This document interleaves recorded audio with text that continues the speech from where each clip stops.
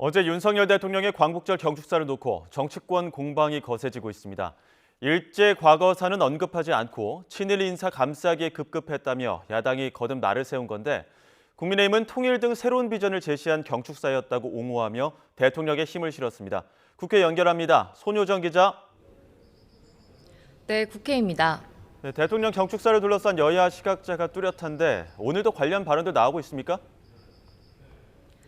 네, 민주당은 윤석열 정부를 향해 연일 친일 매국 정권이라며 날을 세우고 있는데 특히 어제 대통령 광복절 경축사가 대한민국의 정체성과 정통성을 파괴했다고 맹비난했습니다.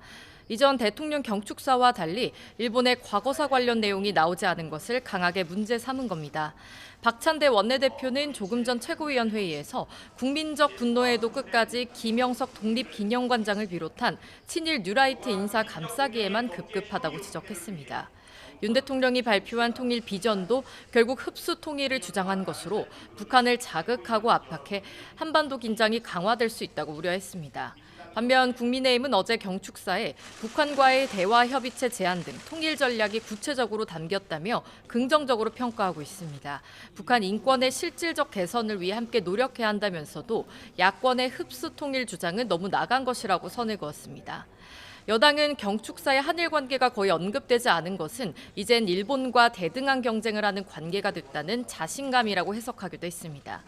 여당 일각에선 광복절 논란의 도화선이 된 김영석 관장이 거취를 재고해야 한다는 목소리도 나왔지만 당 지도부 관계자는 김 관장이 충분히 역사관 논란을 해명했다는 입장입니다. 네, 권익위 간부 사망과 관련해서 민주당 전현희 의원, 이른바 살인자 발언을 두고도 후폭풍이 거세죠.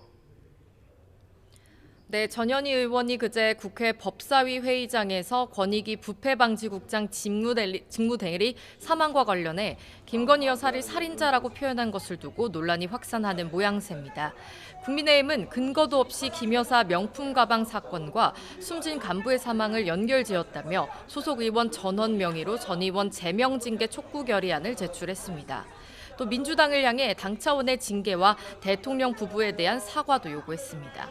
반면 민주당은 맞제명을 예고하며 여당의 공세를 맞받았습니다.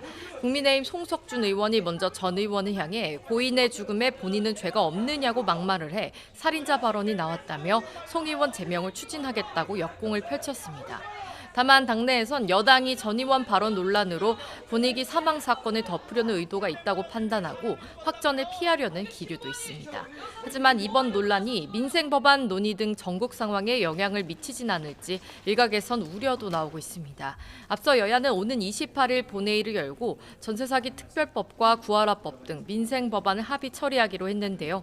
일단 상임위 차원에서 법안 심사의 속도를 낸다는 방침이지만 여야 대치가 극심해지면서 대화 분위기가 깨질 수 있다는 관측이 나오고 있습니다.